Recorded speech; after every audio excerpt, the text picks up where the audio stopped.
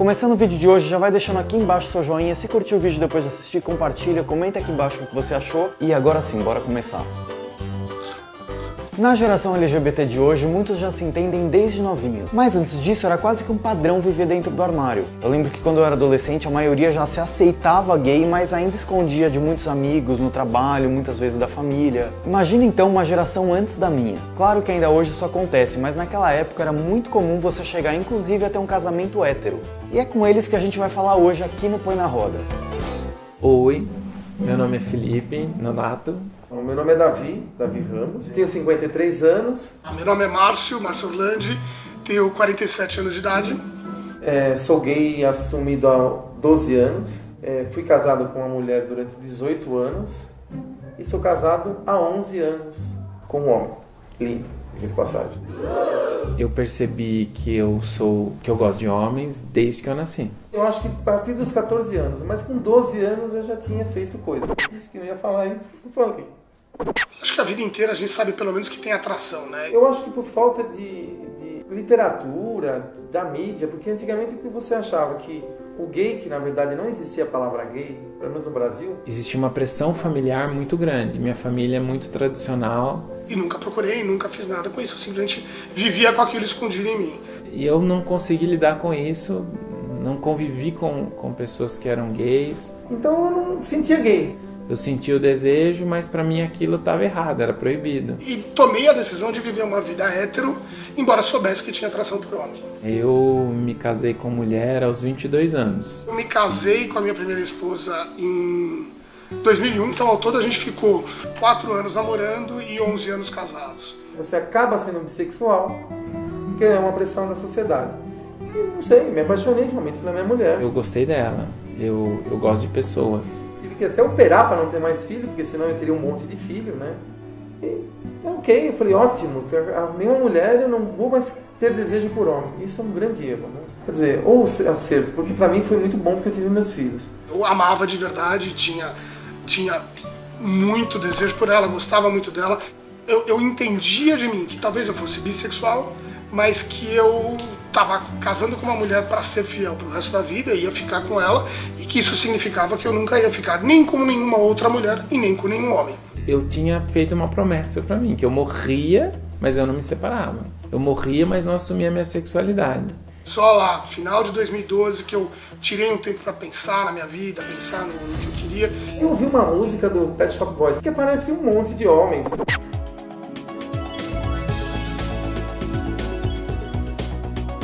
Então eu falei, porra, eu acho que eu sou mais ou menos isso. Se a minha mulher ver essa coisa, ela fala, puta que pariu, vou me morrer da hora que eu trouxe esse DVD pra casa.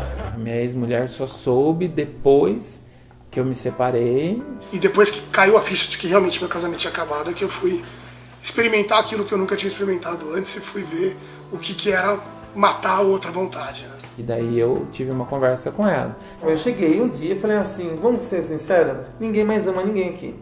A gente tem um relacionamento de amizade muito grande, a gente tem os filhos, a gente não tem mais um amor. Na realidade, ela já sentia isso há muito tempo, mas saber claramente foi uns 3 anos depois da separação. Então eu prefiro separar agora, que a gente tá numa boa, do que esperar começar a ter agressão verbal, tudo. Depois que a gente se separou, depois de anos separados, já na verdade quase 2 anos e meio separados, ela acabou descobrindo por uma situação horrível. Eu tava namorando, já era até meu 3º namorado, e a gente tava numa balada, a gente tava na Lions na noite de Réveillon. Uma pessoa conhecida dela me viu, me reconheceu, me filmou e mandou esse vídeo pra ela. Então foi assim que ela descobriu. Isso 2 anos e meio depois da gente ter se separado. Depois disso a gente nunca mais falou. Um dia eu ouvi ela falar que o que ela viveu foi tudo mentira. Eu corrigi ela, falei, olha, você tem 3 filhos, a gente teve um relacionamento de muitos anos, foi uma coisa muito boa, não dá pra você dizer que foi uma mentira. Não ter ouvido de mim foi ruim, então isso é uma coisa que eu acho que é complicado. Eu jogava RPG, eu tinha um amigo, e a gente fazia lives de RPG. No início eu reconheci como uma amizade. Eu me separei e fui morar com esse meu amigo.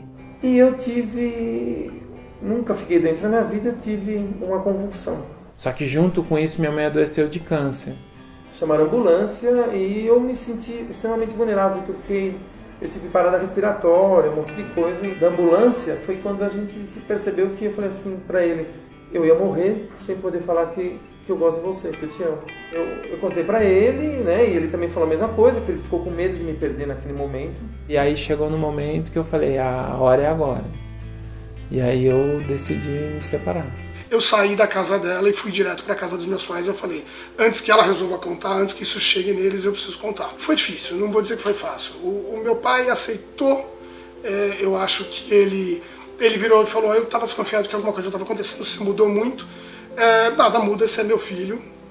Mas a verdade é que mudou bem ou mal, eles ainda não sabem como lidar com isso. A minha tia, que é a minha rocha na minha vida, sentou do meu lado, me abraçou chorando e falou, eu te amo de qualquer jeito. Eu tive uma filha, né, o meu sonho sempre foi ser pai, né? A melhor coisa que aconteceu na minha vida, sou apaixonado por ela. Você assumir como um adolescente, pai, mãe, eu sou gay, é ruim, mas ok, você é um adolescente. Agora pense assim, eu sou um adulto com 3 filhos e chegar para meus filhos, olha filhos, o seu pai é gay. E aí eu decidi não contar. Eu casei com um rapaz, a gente foi morar junto, só que ele tinha um quarto dele, então a gente dormia em quarto separado e era amigo do papai. Eu terminei com ele e eu comecei a namorar um outro rapaz. Esse outro rapaz era mais afeminado. E aí nisso a minha ex-mulher já sabia que eu era gay. Aí um dia ela chegou e falou, mãe, acho que o amigo do papai é gay.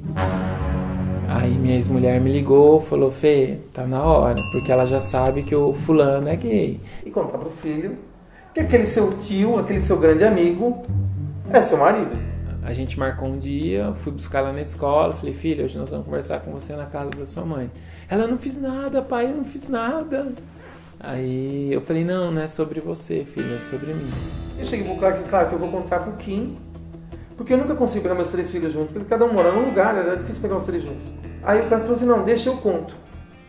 Aí a gente foi, minha ex-mulher é maravilhosa, e aí ela foi meus 2 braços nesse dia, porque pra mim foi muito difícil ter que falar isso.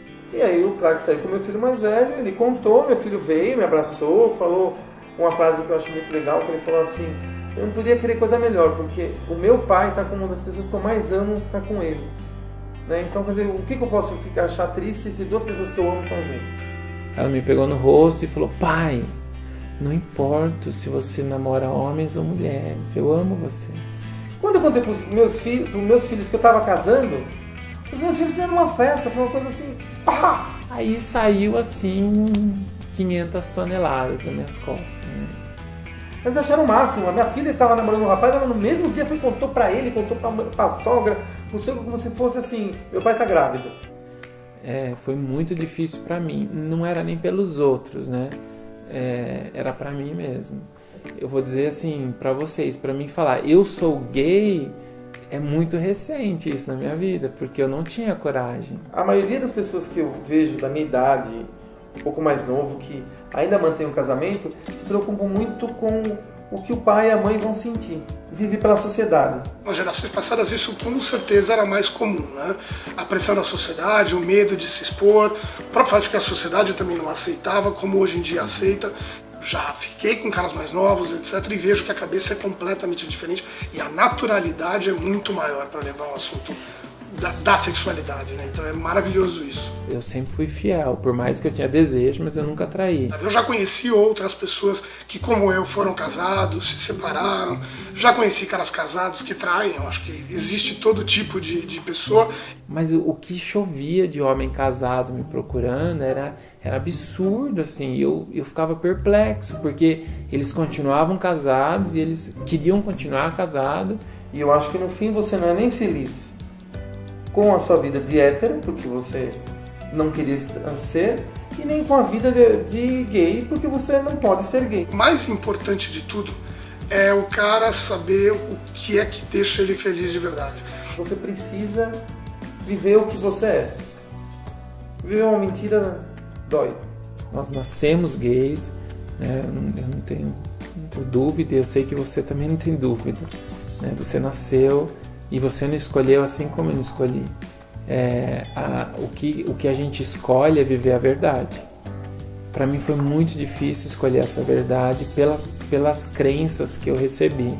Olha, eu não me arrependo nem de ter casado com uma mulher e não me arrependo jamais de ter assumido. Talvez, se eu fosse falar uma coisa, eu queria que tivesse sido diferente, era talvez ter começado mais cedo, né? Ou seja, aproveitado a vida. Também acho que você falar podia ter sido antes, foi no tempo que tinha que ser. Pode ser difícil o momento da gente sair do armário, né? Foi muito difícil para mim, mas depois é tão bom. Você se sente tão livre. Quando você está casado com uma mulher e você é muito heteronormativo, muito. Você cria preconceito e de repente quando você assume, você limpa esse ranço. Pelo menos no meu caso, né? E não tem nada melhor do que a liberdade. Cara, cada um tá procurando a sua forma de ser feliz. E eu acho que o mais importante é tentar não machucar ninguém. Acho que é a coisa mais importante nisso. Seja livre. O que é ser livre para você, eu não sei. Para mim hoje é viver a minha verdade. E eu vivo a minha verdade.